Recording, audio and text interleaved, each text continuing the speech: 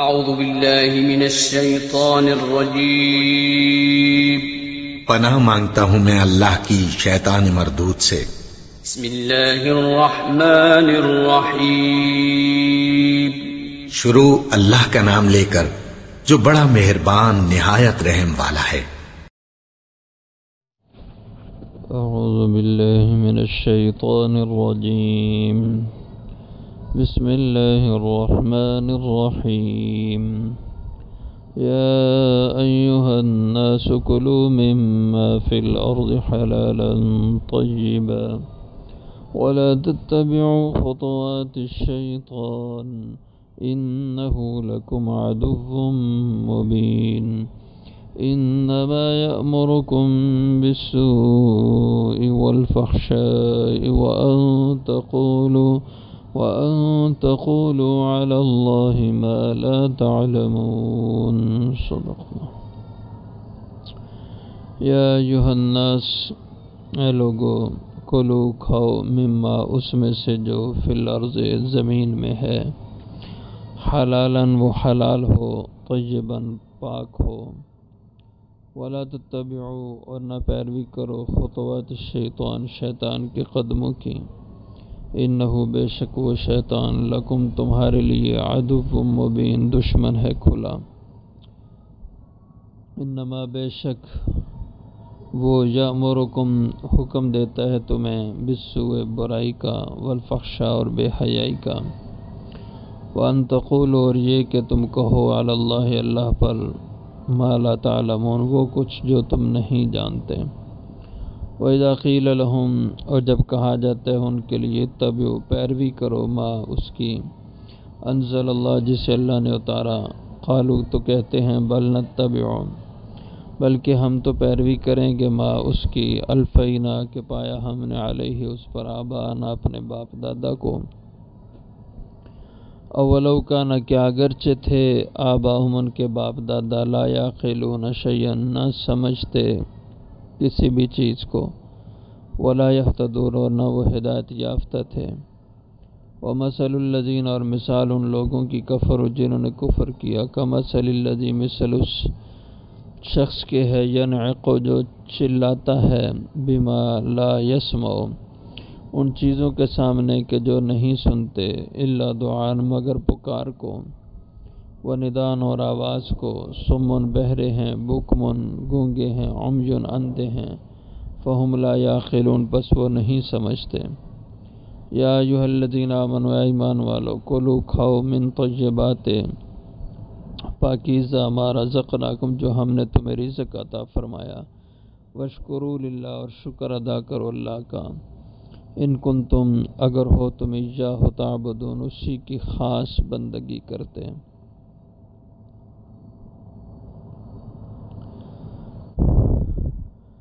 یا اللہ جل شانہ نے حلال حرام کی بات فرمائی ہے کہ جو چیزیں اللہ نے حلال کی ہیں ان کو کھاؤ اور اپنے اوپر اپنی طرف سے خود حرام نہ کرو، نہ تمہیں خود اپنے آپ پر حلال کو حرام کرنے کا اختیار ہے، نہ اپنے آپ پر حرام کو حلال کرنے کا اختیار ہے۔ یہ اصل میں مشرکین کی اس بات کے رد کے لیے ہے جس میں انہوں نے اپنی طرف سے بعض چیزوں کو حلال قرار دے دیا تھا اور بعض کو حرام قرار دے دیا تھا۔ تو اللہ جل شانہ فرماتے ہیں کہ حلال حرام یہ ہمارے امر سے ہوتا ہے، اس کا اختیار ہم نے کسی بھی اور کو اپنے علاوہ نہیں دیا۔ جس کو اللہ حلال کریں گے وہی حلال ہے، جس کو اللہ حرام کریں گے وہ حرام ہے۔ یا ایھا الناس اے لوگو، کلو کھاؤ، مما فی الارض اس میں سے جو زمین میں ہے، یعنی جو اللہ تعالیٰ زمین سے رزق کی شکل میں چیزیں اگاتے ہیں، اناج کی قسم سے ہوں، پھلوں کی قسم سے ہوں، میوہ جات کی قسم سے ہوں، سبزیوں کی شکل سے ہوں، یہ جتنی بھی قسم کا رزق زمین سے اللہ اگاتے ہیں یہ کھاؤ، حلالً شرط یہ ہے کہ وہ حلال ہو، طیباً اور دوسری شرط یہ ہے کہ وہ طیب بھی ہو۔ حلال اور طیب ان کے معنی کو تھوڑا سا مفہوم کو سمجھ لیں۔ حلال کا تعلق اس چیز سے ہے کہ جس چیز کے حلال کھانے کی اللہ تعالیٰ نے اجازت دی ہو، جس چیز کے کھانے کی اللہ نے اجازت دی اس کو حلال کہیں گے۔ طیباً اس چیز کو طیب کہیں گے کہ جس کے ساتھ کسی اور کا حق متعلق نہ ہو۔ تو گویا حلال یہ اس میں حق اللہ کو ملحوظ رکھنا ہے، اور طیب میں حق العبد کو ملحوظ رکھنا ہے کہ جو چیز انسان کھائے وہ اللہ کی طرف سے کھانے کی اجازت ہو اس کی، اور دوسرا یہ ہے کہ اس چیز میں کسی اور انسان کا حق متعلق نہ ہو۔ اگر کسی اور کا حق متعلق ہے تو وہ چیز حلال نہیں ہوگی۔ جیسے گندم اب حلال ہے، اللہ نے اس کے کھانے کی اجازت دی ہے، لیکن اگر انسان کسی کی گندم غصب کر کے، جیسے آج کل لوگ اللہ معاف کرتے ہیں، اللہ معاف کرے کہ کرتے ہیں کہ زمیندار جب زمین میں ہل چلاتا ہے تو تھوڑی سی ہل بڑھا کے دوسرے کی زمین کے اندر سے چلا دیتا ہے اور اس میں بیج ڈال دیتا ہے۔ اب یہ جو کلو 2 کلو 4 کلو 10 کلو جو اس کو اناج دوسرے کی زمین سے حاصل ہوا کہ اس نے بڑھ کے ہل اس کی زمین میں چلا دی، ٹریکٹر کا ایک پھیرا اس کی طرف سے نکلوا دیا، تو اب یہ جو دوسرے کی زمین میں اس نے ناجائز طور پر ہل چلا کے گندم حاصل کر لی، یہ اب اس کے لیے حلال کسی صورت نہیں ہے، اس کا کھانا جائز نہیں، کیونکہ یہ طیب نہیں ہے، کیونکہ اس میں دوسرے کا حق متعلق ہے۔ تو ایک چیز حلال ہو لیکن طیب نہ ہو، اس کو آپ نہیں کھا سکتے۔ تو اس میں ان چیزوں کا خیال رکھنا چاہیے کہ رزق کے لیے شرط ہے جو چیز انسان اپنے رزق میں لائے کہ وہ حلال بھی ہو، اللہ نے اس کے کھانے کی اجازت دی ہو، طیب بھی ہو کہ اس کے ساتھ کسی اور کا حق متعلق نہ ہو۔ وَلَا تَتَّبِعُوا، اور نہ پیروی کرو، نہ چلو تم پیچھے خطوات شیطان کے قدموں کے، یعنی شیطان کی پیروی نہ کرو کہ اللہ کے حلال کو حرام کر دو، حرام کو حلال کر دو۔ یہ شیطان ہے کہ جو انسان کو غلط راہ پہ چلاتا ہے۔ اِنَّهُ لَكُمْ عَدُوٌّ مُّبِينٌ، بے شک وہ شیطان تمہارا کھلا دشمن ہے، وہ موقع بموقع تم سے غلط کام کروا کے تمہاری آخرت اور دنیا برباد کروانا چاہتا ہے، تم سے تمہارے رب کو ناراض کروانا چاہتا ہے، اس کی پوری کوشش ہوتی ہے، اس لیے تمہیں اس سے چکنا رہ کر بچنا ہے کہ وہ دشمن ہے۔ انما یامرکم، بے شک وہ دشمن تمہارا شیطان حکم دیتا ہے تمہیں بالسوء والفحشاء، برائی اور بے حیائی کا۔ سوء اور فحشاء معنی کم و بیش ایک ہی طرح کا بنتا ہے، لیکن ان کے مفہوم میں، ان کے مصداق میں فرق ہے۔ ایک مفہوم ان کا یہ ہے کہ سوء ایسے گناہوں کو کہتے ہیں جو گناہ زبان سے متعلق ہوتے ہیں،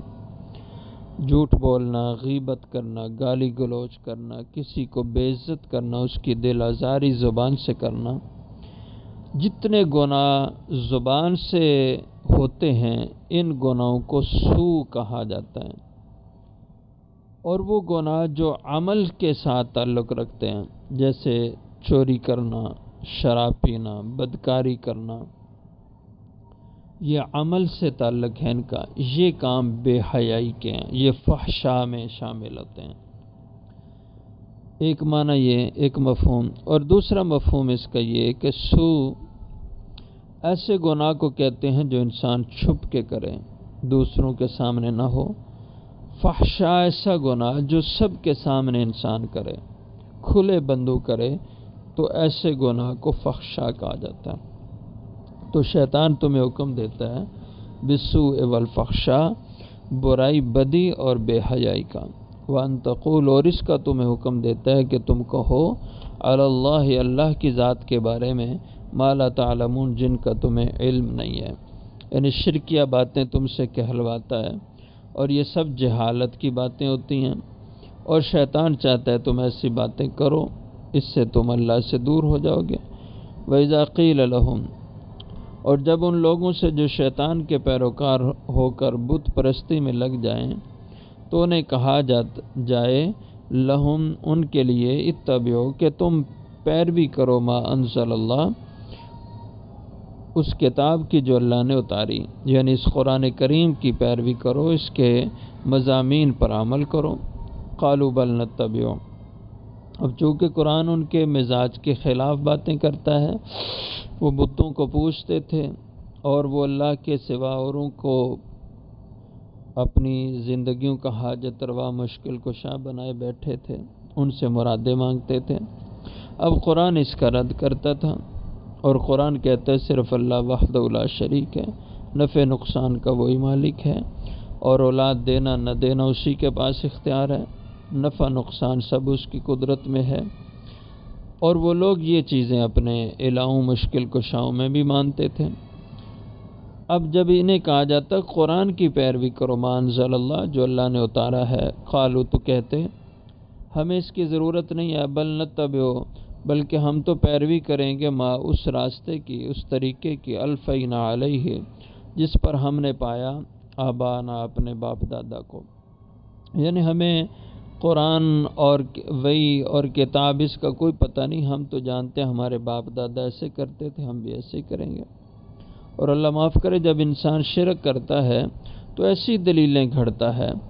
کہ جب اس کے پاس علم نہیں ہوتا، دلیل نہیں ہوتی، تو کہتا ہے ہمارے باپ دادا ایسے کرتے تھے، ہم بھی ایسے ہی کریں گے۔ تو اللہ جل شانہ اس کے جواب میں فرماتے ہیں وَلَوْ كَانَ آبَاؤُهُمْ، کیا اگرچہ تھے ان کے باپ دادا لا يعقلون شیئا، نہ سمجھتے ہوں وہ کچھ بھی، کسی بھی چیز کا علم نہ رکھتے ہوں، ولا يهتدون، اور نہ وہ ہدایت رکھتے ہوں، تو تب بھی یہ ان کی پیروی کریں گے، اپنے آباء و اجداد کے پیچھے چلیں گے، ان کی تقلید میں رہیں گے۔ یعنی یہ تو بڑی نامعقول بات ہے کہ علم اور دلیل کو چھوڑ کر اپنے باپ دادا کے راہ و رسم پہ چلنا، اور جب کہ وہ ہوں بھی غلط اور جھوٹ پر اور گمراہی پر، اگر تو وہ نیکی کی راہ پر ہوں، ہدایت کی راہ پر ہوں، تو ان کی اتباع میں کوئی حرج نہیں ہے۔ قرآن کریم کہتا ہے وَاتَّبِعُوا سَبِیلَ مَنْ أَنَابَ إِلَیَّ، اس شخص کی پیروی کرو جو اللہ کی طرف رجوع کرتا ہے، وہ جس طریقے پہ چل رہا ہے تم بھی اسی طریقے پہ چلو، کیونکہ اس کا طریقہ وہ قرآن و حدیث کے مطابق ہے۔ تو اس میں بعض لوگ مغالطہ دیتے ہیں کہ یہ جو ائمہ کرام کی، امام ابو حنیفہ، امام شافعی، امام مالک، امام احمد بن حنبل رحمہ اللہ، ان کی جو تقلید ہے اس کو وہ لوگ غلط ثابت کرتے ہیں اس طرح کی آیتوں سے۔ دیکھو جی، قرآن کہتا ہے کہ وہ مشرک جو لوگ تھے وہ کہتے ہیں ہم باپ دادا کے طور طریقوں پہ چلیں گے، ہم قرآن پر نہیں چلیں گے۔ تو قرآن کہتا ہے کہ یہ تو غلط ہے باپ دادا کے طریقوں پہ چلنا۔ تو بات سمجھیں، قرآن یہ بھی تو کہہ رہا ہے کہ وَلَوْ كَانَ آبَاؤُهُمْ لَا يَعْقِلُونَ شَيْئًا وَلَا يَهْتَدُونَ، کہ ان کے باپ دادا اگر کچھ بھی سمجھ نہ رکھتے ہوں، ہدایت نہ رکھتے ہوں، تو یہ تب بھی ان کی اتباع کریں گے۔ مطلب یہ کہ اگر کوئی انسان باشعور اپنے علم پہ سیدھی راہ پر، قرآن و سنت کی راہ پہ چل رہا ہو، تو تم اس کے طریقے پہ چلو، اس کے نقش قدم پہ چلو۔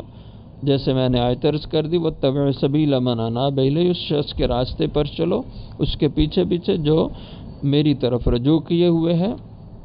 تو ائمہ کرام مجتہدین کی جو تقلید کی جاتی ہے، جو چاروں فقہ ہیں، اور فقہ میں لوگ امام کی تقلید کرتے ہیں، اس کو تھوڑا سا سمجھ لیں کہ یہ جو فقہاء اور مجتہدین کی تقلید ہے، تو اس کا ضابطہ یہ ہے کہ جو بھی آپ کو مسئلہ پیش آئے، سب سے پہلے آپ نے قرآن سے مسئلے کا حل نکالنا ہے۔ قرآن میں نہ ملے تو حدیث مبارکہ اور سنت رسول سے مسئلے کا حل تلاش کرنا ہے۔ اس میں بھی نہ ملے تو پھر صحابہ کرام رضوان اللہ علیہ مجمعین اور اہل علم کے اجماع سے مسئلے کا حل دیکھنا ہے۔ اس میں بھی نہ ملے تو پھر قیاس ایک دلیل شرعی ہے، یہ چوتھی درجے میں دلیل آتی ہے، اور اس میں تقلید ہوتی ہے کہ جب ایک مسئلہ اس کا حل نہ قرآن سے ملے، نہ سنت سے ملے، صحابہ کے اجماع سے ملے، تو پھر آپ صاحب علم جس کو اللہ نے قرآن و سنت کا شعور دیا ہو اور قرآن و سنت کی مہارت اللہ نے جس صاحب علم کو دی ہو اور وہ درجہ اجتہاد پہ فائز ہو، اب آپ اس کی رائے اور اس سے نے جو قرآن و سنت سے اپنی علمیت سے مسئلہ اخذ کیا ہے، استنباط کیا ہے، آپ اس کی رائے کو اختیار کر لیں اور اس کی رائے پر چلیں، اور وہ مسئلہ اس مسئلہ میں اس کی تقلید آپ کریں۔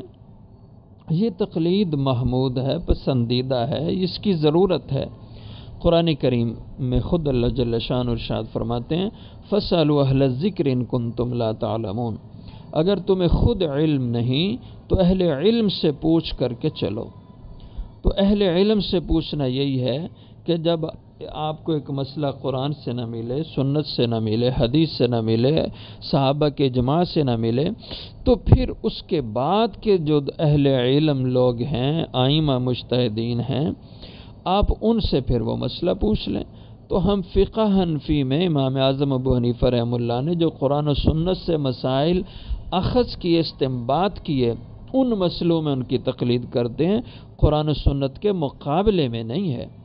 اور یہاں جس تقلید کی نفی کی جا رہی ہے اس آیت میں، جس کو برا کہا جا رہا ہے، وہ قرآن کے مقابلے میں ہے کہ قرآن کو چھوڑ کر وہ تقلید کرتے، کہتے ہم قرآن نہیں مانتے، ہم تو باپ دادا کے طریقے کو اپنائیں گے، اور یہ کوئی مسلمان نہیں کرتا۔ اور فقہ میں جو لوگ ائمہ کی تقلید کر رہے ہیں، کوئی ایسا نہیں نعوذ باللہ جو یہ کہے کہ ہم قرآن و سنت کو نہیں لیں گے، ہم تو امام کے مسئلے کو لیں گے، کوئی ایسا نہیں ہے۔ اس لیے ایسی حالتوں سے، ایسی آیات مبارکہ سے تقلید جو صحیح ہے ائمہ مجتہدین کی، اس کو غلط قرار دینا یہ بالکل جہالت کی بات ہے۔ اس لیے ائمہ کی تقلید برحق ہے، اور ہم امام اعظم امام ابو حنیفہ رحمہ اللہ کی تقلید ان مسائل میں کرتے ہیں جو قرآن میں، سنت میں، اجماع صحابہ میں نہیں ہوتے، ان مسائل میں ہم امام صاحب کی تقلید کرتے ہیں، کیونکہ امام صاحب کو اللہ نے دوسرے ائمہ سے بڑا درجہ دیا کہ آپ تابعین میں سے ہیں، اور علم کے لحاظ سے بھی سب سے بڑے اور فائق تھے، کیونکہ باقی سب ائمہ بالواسطہ امام صاحب ہی کے شاگرد تھے، کہ کیونکہ آپ کے شاگردوں کے شاگرد آگے وہ حضرات تھے۔ وَمَثَلُ الَّذِينَ كَفَرُوا، اور مثال ان لوگوں کی جنہوں نے کفر کیا، کَمَثَلِ الَّذِي مثل اس شخص کے ہے، يَنْعِقُ جو چلاتا اور چیختا ہو، بما اس کے سامنے، لا يسمع جو نہ سنے، جو کچھ بھی نہیں سن، جیسے جانور آپ اس کے سامنے چیختے چلاتے رہیں، آپ کی بات کو وہ نہیں سمجھ سکتا، ہاں آپ کی آواز وہ سن رہا ہے، لا يسمع آپ کی آواز،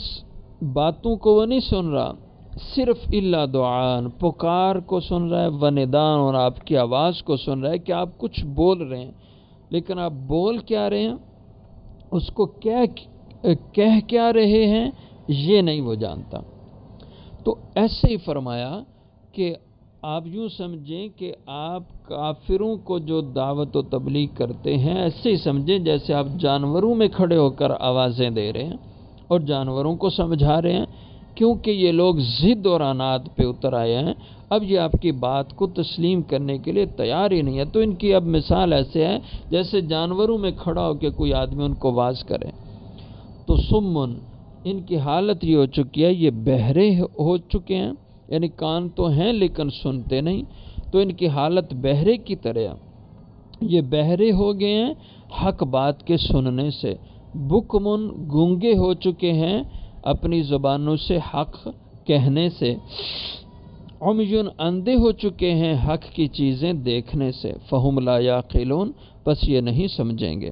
یا ایھا الذین آمنوا، ایمان والو، کلوا من طیبات، پھر اللہ دہراتے ہیں، کھاؤ من طیبات پاکیزہ رزق سے، ما رزقناکم جو ہم نے تمہیں دیا ہے، واشکروا للہ اور اللہ کے شکر گزار بن جاؤ، ان کنتم ایاہ تعبدون اگر تم خاص اس رب کی بندگی کرتے ہو، یعنی اس کے بندے ہو تو پھر اس کی نعمتیں استعمال کر کے اس کا شکر ادا کرو کہ یہ بندگی کا حق ہے۔ تو انسان کتنا احسان فراموش ہے، اللہ کا کھاتا پیتا ہے، اللہ کی نعمتیں دن رات استعمال کرتا ہے، لیکن اس کا شکر ادا نہیں کرتا۔ اور شکر اللہ کا کامل یہ ہے اس کی عبادت اور بندگی کرنا۔ اس لیے فرما اللہ کا شکر ادا کرو اگر تم اس کی بندگی خاص کرتے ہو۔